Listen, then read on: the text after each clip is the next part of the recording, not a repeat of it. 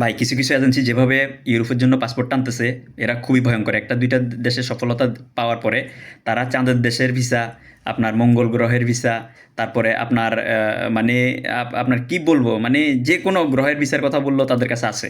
তারা ওগুলো নিয়ে মার্কেটিং করে পাসপোর্ট নিচ্ছে। গরিব দেশ ধনী দেশ অনুন্নত দেশ, মানে যে দেশে বাঙালি গেলে অসুবিধায় পড়বে, তারা ওই সকল দেশেও কিন্তু মার্কেটিং করে ফাইল নিচ্ছে। আমি দেশের নাম উল্লেখ করব না, কিন্তু আপনারা এই ধরনের এজেন্সি থেকে, ভয়ঙ্কর প্রতারণা থেকে আপনারা রক্ষা পেতে আপনারা চোখ কান খোলা রেখে পাসপোর্ট জমা দিবেন। একটা লোক সব দেশ নিয়ে সফল হতে পারে না, আমি নিজেও কিন্তু সব দেশ নিয়ে সফল হতে পারবো না। আমি আপনাদেরকে তথ্য দিয়ে সহযোগিতা করতেছি।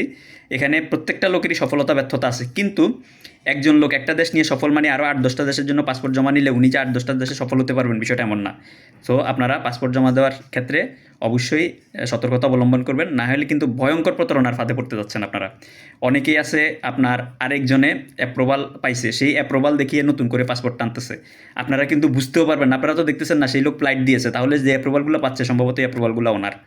তো অথবা অনেকেই দেখা গেছে যে একটা দেশে ফ্লাইট দিয়েছে 5টা, কিন্তু উনি 500 বা 100 এরকম বইটা টেনে ওনার লোক পাঠানোর সক্ষমতা নাই, ওনার কোটা আছে 10টা, কিন্তু উনি এভাবে পাসপোর্ট টেনে কিন্তু ঝামেলায় ফেলে দিচ্ছে। আমার কথাগুলো তাদের গায়ে লাগবে যারা এই ভয়ঙ্কর প্রতারণার ফাঁদে মানুষদেরকে ফেলতেছেন, তাদের গায়ে লাগবে। আমি শুধুমাত্র নতুন করে যারা এজেন্সি আছেন এই ধরনের সফলতা দেখে কিছু এজেন্টকে ফাইল জমা দিতে যাচ্ছেন, আপনাদেরকে সতর্ক করার জন্য, আর নতুন করে যারা ক্লায়েন্ট আছেন আপনাদেরকে সতর্ক করার জন্য আমি মেসেজগুলো দিচ্ছি, যাতে করে আপনারা উপকৃত হন। বিশেষ করে দেখেন, আমি পর্তুগালের জন্য বেশ কিছু ভাই ব্রাদারকে আমি সহযোগিতা করতে গেছিলাম। আমার একজন ভাই ব্রাদারকে আমি কিন্তু ভিসা পেয়ে ফ্লাইটও দিয়েছিলাম, কিন্তু অল্প কয়টা ভাই ব্রাদারের অ্যাপয়েন্টমেন্ট জটিলতার কারণে, 5জন ভাই ব্রাদারের অ্যাপয়েন্টমেন্ট জটিলতার কারণে কিন্তু আমি কোনো পাসপোর্ট আর নেই, আমি কোনো ভাইকে সহযোগিতা করার জন্য নেই। কিন্তু মার্কেটে এমনও দেখেছি, এমনও ভাই ব্রাদার আছে আপনার 50টা 100টা 150টা এখনও অ্যাপয়েন্টমেন্টের জটিলতা আছে, সেটা রেখেও আবার নতুন করে পাসপোর্ট নিচ্ছে। তো আসলে আপনারা যখন ফাইল জমা দিয়ে দিবেন তখন আপনারা বুঝতে পারবেন, যখন ডেট পাবেন না তখন খোঁজখবর নিয়ে দেখবেন আরে এই ভাই তো এর আগেও অনেক ফাইল জমা নিয়ে রাখছে কিন্তু ডেট পায় নাই। তারপর আমি মনে হয় ওনার সফলতা দেখে ফাইল জমা দিয়ে এখন আটকা পড়ে গেলাম। তো এই লাইনে নীতিনৈতিকতা নিয়ে কাজ করে এ ধরনের লোক খুব কমই আছে।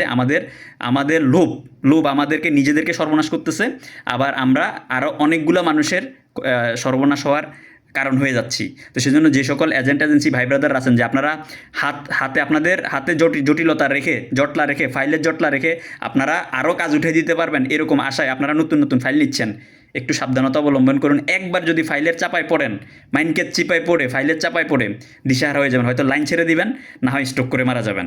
কারণ আমি যে কথাগুলো বলতেছি এগুলো বাস্তব অভিজ্ঞতার আলোকে কথাগুলো বলছি, একটু আমলে নিয়ে আপনারা নতুন করে যারা এই লাইনে কাজ করতে যাচ্ছেন, বা নতুন করে যারা বিভিন্ন এজেন্সির সফলতা দেখে আপনারা ফাইল দিতে যাচ্ছেন, একটু চোখ কান খোলা করে রেখে জমা দিবেন। কারণ আমরা বাঙালি, লোভী বাঙালি, আমরা সুযোগ সন্ধানী বাঙালি, আর আমরা লোভ বেশি করি বিদায় কাজ উঠাইতে পারি আর না পারি, দেখা গেছে একটা দুইটা কাজ হয়েছে আমরা কিন্তু ফাইল নিয়ে মানুষকে হয়রানিতে ফেলতেছি, মানুষকে ভোগান্তিতে ফেলতেছি।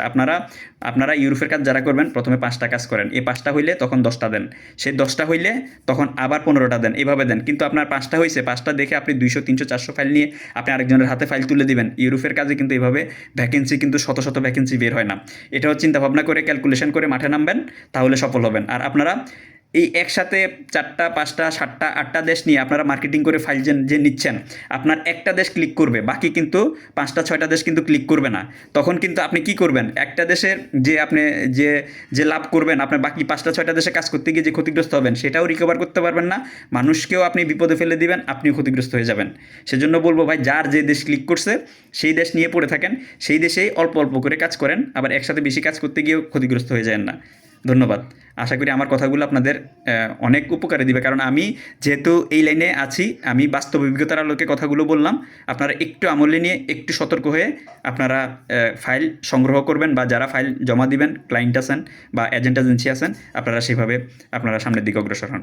ধন্যবাদ। আর বর্তমানে কেউ যদি কোনো ফাইল জমা দেন ভালো এজেন্সি পাইলে, আপনারা সার্বিয়া, মেসিডোনিয়া, বসনিয়া, তারপরে পর্তুগাল, রোমেনিয়া, এই দেশগুলো ট্রাই করেন। বুলগেরিয়া অ্যাপয়েন্টমেন্ট আপনার পারমিটে দেরিতে বের হয়, এই দেশগুলো নিয়ে ট্রাই করেন, আপনারা সফল হবেন। কসোভো, মলদোভা এগুলো অনেকে চেষ্টা করতেছে, তবে একটু সাবধানে এগুলোর জন্য ফাইল জমা দিয়েন।